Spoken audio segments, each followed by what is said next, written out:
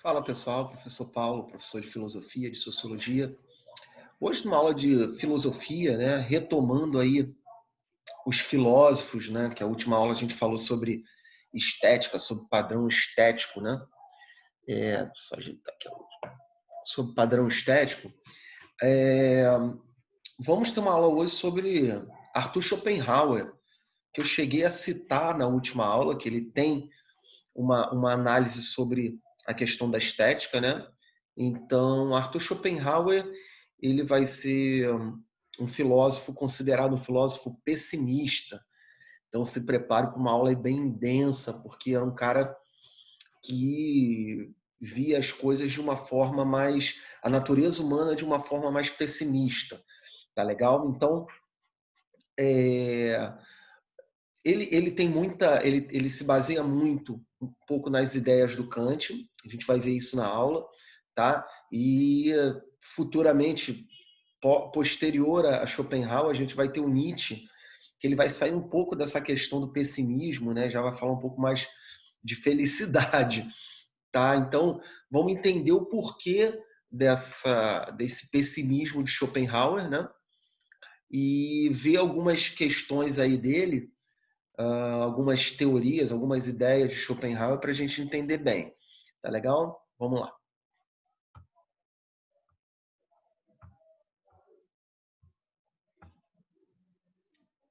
Então, Schopenhauer, na verdade, é Arthur Schopenhauer, né? Arthur Schopenhauer é um filósofo bastante importante aí, já um pouco mais contemporâneo, né? Vamos saindo um pouco da galera aí da modernidade, já entramos aí no século XIX, estamos chegando em nossos dias atuais. O grande livro aí do Arthur Schopenhauer é O Mundo como Vontade e Representação, de 1819, tá legal? E, como eu disse, né, ele é considerado um filósofo pessimista, tá legal? Ele vai ter algumas contraposições aí, mas vai usar bastante a filosofia do Kant, tá? Que já vimos em alguns momentos anteriores, tá? Então, a base do pensamento do autor está na clássica questão da representação em Kant, tá? Que discute a impossibilidade do sujeito perceber algo além do fenômeno, ou seja, a percepção do objeto nunca é visto, sempre é relacional. Professor, não entendi nada. O que você está falando sobre Kant? O que tem a ver com Schopenhauer? Vamos com calma que a gente vai entender. Tá? Para a gente entender essa ideia da representação em Kant, a gente precisa relembrar Kant. Tá? E aí a gente vai compreender aonde Schopenhauer entra para fazer esse questionamento dessa representatividade em Kant. Vamos lá, vamos ver aqui, só para a gente relembrar Kant rapidinho, eu fiz um quadro aqui. Então, o Kant, ele tinha essa questão do ser. Né? Primeiro que o Kant, ele é o grande filósofo que tira a questão do objeto como principal e passa para o homem como ponto fundamental. Então, o homem ele está se representando sempre, pensando nesse objeto, tá? E essa filosofia do Kant, ela é voltada para o homem. Isso Schopenhauer também assume como fundamental.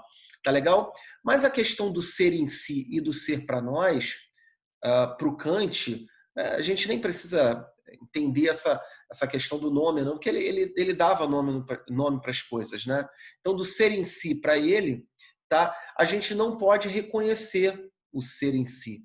Tá? Na verdade, toda a nossa representação de mundo, tudo que a gente vê de mundo, é uma relação do indivíduo. Tá? Então, vocês vão entender melhor através de exemplos. Tá? Então, para o Kant, é o ser para nós. Essa é a representação do fenômeno kantiano. Tá? É o ser para nós. É uma representação que a gente tem de quê?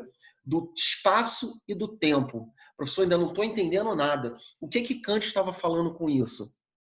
Ele estava falando que o espaço, essa representação do espaço, o que é o espaço? Onde a gente vive, tá? É uma representação externa, tá? E a questão do tempo, ela é interna ao ser humano. Professor, ainda não estou entendendo nada dessa representação do Kant. Tá? Vamos relembrar. Questão do espaço, tá? Vou usar um exemplo aqui que eu costumo usar nas aulas que eu dou de Kant.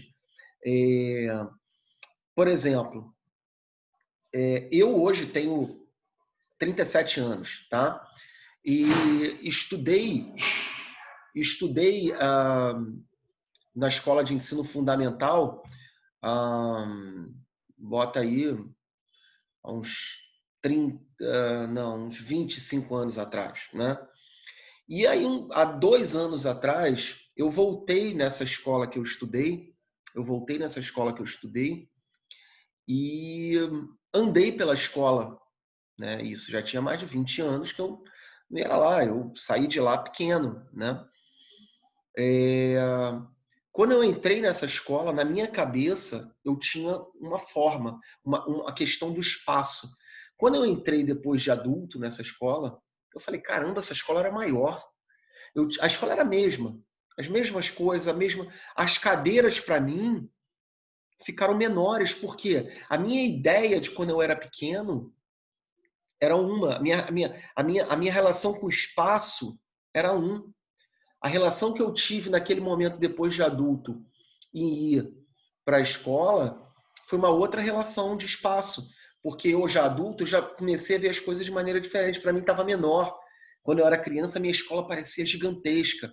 Então, quando Kant fala que a representação do espaço ela é externa, é uma percepção do homem ao externo. Agora, a questão do tempo, ela é interna a cada um. Tá? Por quê? Por exemplo, eu estou assistindo uma aula, como vocês aí costumam assistir uma aula, né? E normalmente quando dá aquele fim da aula, se você gosta da matéria, né? Vai me dizer que não é assim. Se você gosta da matéria, você vai falar assim, poxa, que pena que essa aula acabou, passou tão rápido. Aí você fala com o seu amigo do lado, nossa, essa aula passou tão rápido, né? Pô, aula legal, o cara do lado, pô, não aguento mais esse professor, não aguento mais essa matéria. Para mim, ó, essa hora passou devagar, que eu já não estava quase aguentando, já estava entrando já em pânico. Então, para o Kant, essa representação de tempo, ela é interna a cada um. Cada um tem, né? Não tem aquela coisa, pô, esse mês demorou a passar para caramba. Para outra pessoa que trabalhou, que não parou, nossa, esse mês passou tão rápido, né? Eu nem vi o mês passar. Então, normalmente essa questão para o Kant, essa representação para ele, é uma representação do homem com uma perspectiva de espaço e tempo. Tá? Então, o espaço para o Kant é externo e o tempo é uma relação interna de cada um. Tá, professor, e o que tem a ver Schopenhauer com isso? Porque o Schopenhauer ele vai entrar nessa questão da representação com um negócio chamado de vontade. Tá? Vamos lá, vamos seguir aí. É claro que ele vai entrar porque é exatamente o nome do livro, é vontade e representação. Tá? Para Schopenhauer, essa relação de espaço e de tempo não garante uma questão de unidade que parece presente na experiência cotidiana. Então, é uma crítica aí que ele faz na relação kantiana. O que dá unidade à realidade e aos atos é a vontade que direciona para todo o horizonte de realizações. Professor, tá, eu entendi até a questão do Kant, mas eu não estou entendendo essa questão da vontade para o Schopenhauer. É simples, galera. Vontade é o que a gente tem mesmo, tá? Então, para ele, essa vontade que está dentro de cada um é que vai direcionar o homem para o horizonte de realizações, tá? Não, professor, não estou entendendo. Que vontade é essa, tá? Uma vontade que vai impulsionar o homem. Por exemplo, eu tenho uma vontade... Hoje, com 37 anos, eu tenho outras vontades. Né? Eu costumo falar que minhas vontades hoje são vontades relacionadas à tranquilidade, a paz, já começa a visualizar daqui a mais ou menos, a gente já chega na metade da vida, a uma aposentadoria, ou vontades de viagens. Eu tenho algumas vontades de viajar para os países bem distantes, como Camboja, Vietnã. São vontades que eu tenho, tá legal? E esses tipos de vontades para o Schopenhauer que vão me impulsionar. Essas vontades vão ser motor para mim, tá legal? E a professora, não estou entendendo onde é que entra esse pessimismo do Schopenhauer. Até aí tudo bem, todo homem tem vontade, tá? Porque quando essa vontade não é realizada, é um problema. Por exemplo, vocês que são jovens, né? Todos aí já estão indo para uma faculdade ou vão estudar mais um pouquinho para ir para uma faculdade. Qual é a vontade principal? É estudar e passar onde? Passar no Enem, para entrar numa universidade pública boa, né? E eu costumo falar que essa vontade dura só nesse período, né? E depois que você entra, porque é fácil identificar um calouro na faculdade feliz, né? Quem está feliz dentro da faculdade normalmente é o calouro, né? O cara que já está ali há 3 anos, 2 anos, ele já está... E normalmente quem se arruma para ir para a faculdade, né? Que está feliz ainda, realizou aquela vontade. Mas aí surgem outras vontades, né? Você entrou na faculdade, a sua vontade agora é conseguir um estágio, né? Porque é importante ali para cumprir as horas. A sua vontade é conseguir um CR legal, um coeficiente de rendimento, tirar notas boas. Então, para o Schopenhauer, essas vontades vão motivando o ser humano, né? Depois que você consegue um estágio, você quer o quê? Se formar, fazer uma monografia. Depois disso, você quer entrar no mercado de trabalho. São vontades do ser humano, tá? O problema é que nem sempre essas vontades são realizadas. E aí que ele diz que é um problema. Tá legal? Mas vamos seguir aí. Isso também, isso de vocês, a vida de um adulto, né? Minha vontade é casar com um homem bem legal, que eu ame, a gente vai se conhecer, a gente vai ser feliz, a gente vai ficar noivo, a gente vai casar num lugar maravilhoso, vamos para uma lua de mel maravilhosa. Isso tudo vontades do ser humano, desejos, né? Mas esses desejos podem não se realizar. E aí que vai ser o grande problema do Schopenhauer. Vamos lá, vamos acompanhar aí. Espero que vocês estejam acompanhando o raciocínio, tá? Então, ele diz que essa vontade vai direcionar o homem para todo horizonte de realizações. Tudo que o homem quer fazer vem de uma vontade interior, tá legal? Schopenhauer propõe que a consciência seria só o início da relação de um desejo inconsciente. Então, essa vontade está dentro da sua consciência, né? Então, essa consciência inicial, né, como ela vai ser o início de um desejo que está inconsciente, que vai se formar. Tá legal? Vamos lá. É assim mesmo, galera. Schopenhauer é denso, é pesado. E aí, ele vai falar um negócio no livro que se chama Paradoxo da Vontade. Tá legal? Paradoxo aí da língua portuguesa mesmo, da figuras de linguagem, né? Da questão do paradoxo da vontade. A vontade, ela vai se revelar através do nosso corpo para o Schopenhauer, tá? É no efeito percebido nas questões de dor e prazer, de estar satisfeito e nas possíveis decepções que encontramos à vontade. Aí entra essa questão do pessimismo para o Schopenhauer. Vamos voltar à questão do jovem querendo entrar na universidade. Professor, eu tenho vontade de, estou estudando, eu vou passar na UFRJ, eu vou passar na UERJ, na UF, na Rural, eu vou passar na Unicamp, na USP, e vou fazer medicina, e lá eu vou... E cria essa expectativa para o Schopenhauer. E aí você vai no primeiro vestibular, o que é que acontece? Você não passa. Tá legal? Isso para o Schopenhauer é um problema, porque você colocou muita vontade, vontades maiores, é como se fossem objetivos muito grandes, fora um pouco da realidade. Então, para o Schopenhauer, isso pode gerar decepção, isso pode gerar problemas. E eu estou falando de Schopenhauer início do século XIX, tá?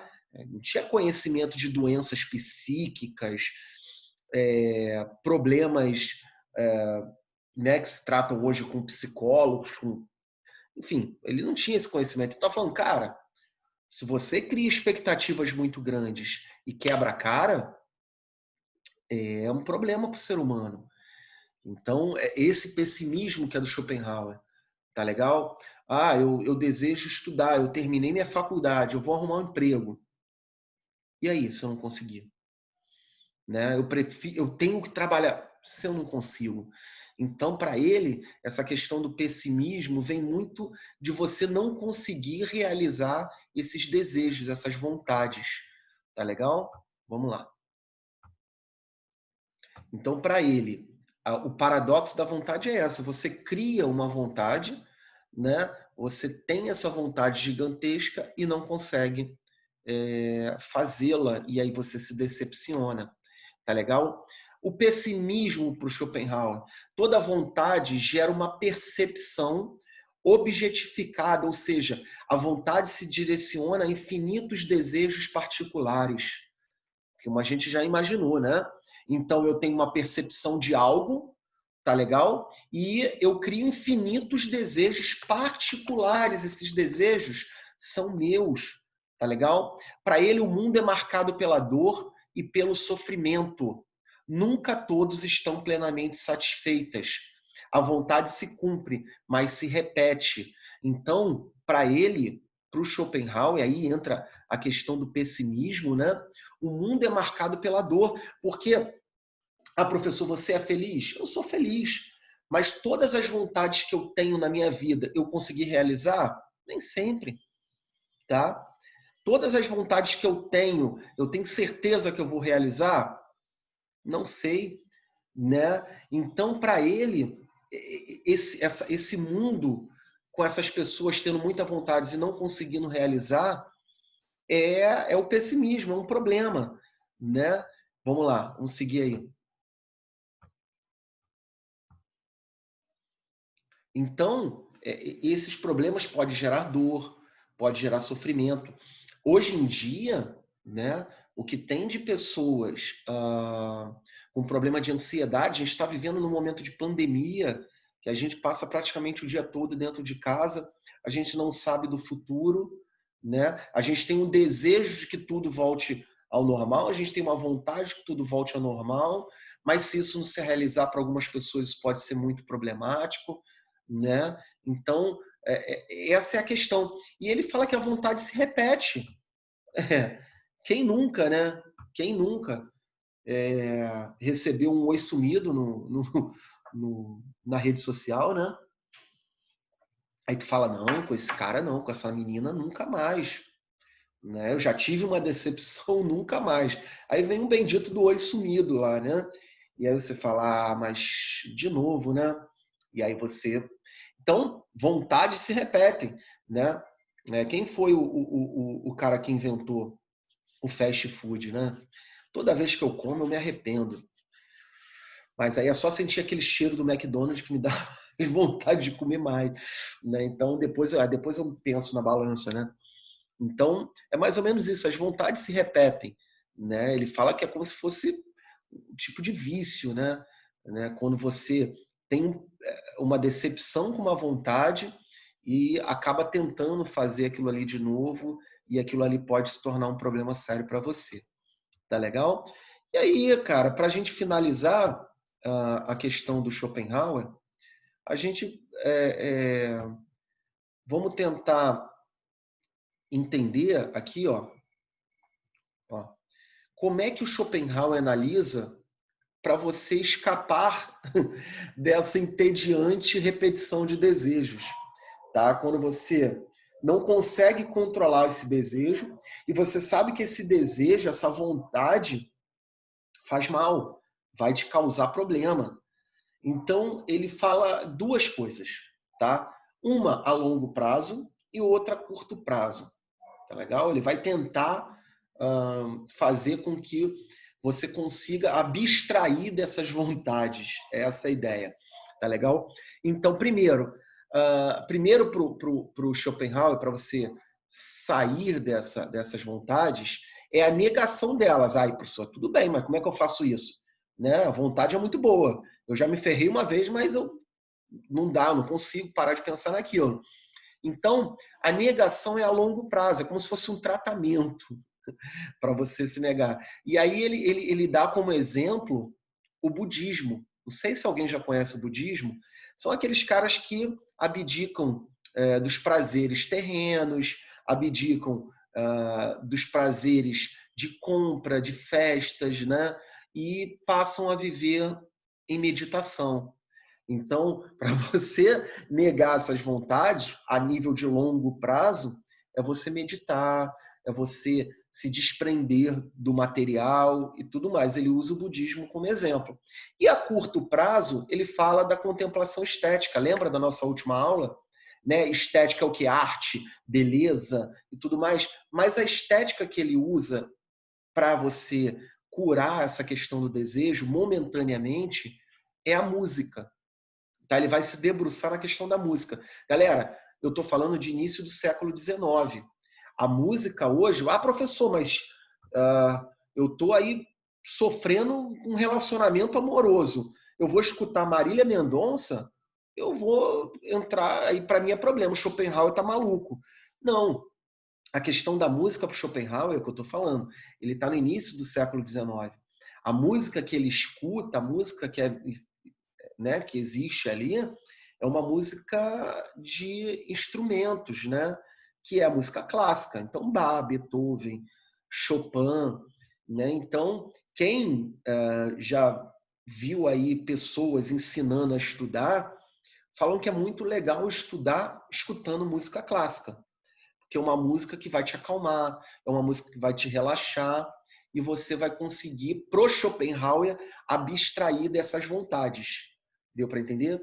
Então, para ele tem essa questão de você, essas vontades que te machucam, né, que você pode se frustrar, quer fugir delas, a longo prazo, meditar, seguir os ideais budistas ali de desprendimento material, e a curto prazo a gente tem aí a questão da música, né? Ah, eu estou pensando em comer uma barra de chocolate inteira, uma caixa de bis inteiro. Não, deixa eu parar aqui, pensar, relaxar, escutar uma música clássica para ver se essa vontade sai da minha cabeça. Tá legal? Então essa é a aula bem forte aí do Schopenhauer. Ele era um cara muito pessimista. Para ele, a grande maioria das vontades não se cumpre e isso faz com que o homem se decepcione. Né? Então essa é a linha aí do Schopenhauer, utilizando base na filosofia kantiana, né? Botando o homem como centro ali, o objeto mais afastado, enfim, mas trabalhando com essa questão do pessimismo, tá? Como eu disse, não sei se é na próxima ou nas próximas aulas, a gente vai ver o Nietzsche, que já vem um pouco mais pregando um pouco mais de felicidade, tá? Então, espero que vocês tenham entendido. Se não entenderam, retornem o conteúdo aí, voltem e deem uma lida no estudo dirigido e tentem fazer os exercícios, tá legal? Grande abraço e fique com Deus.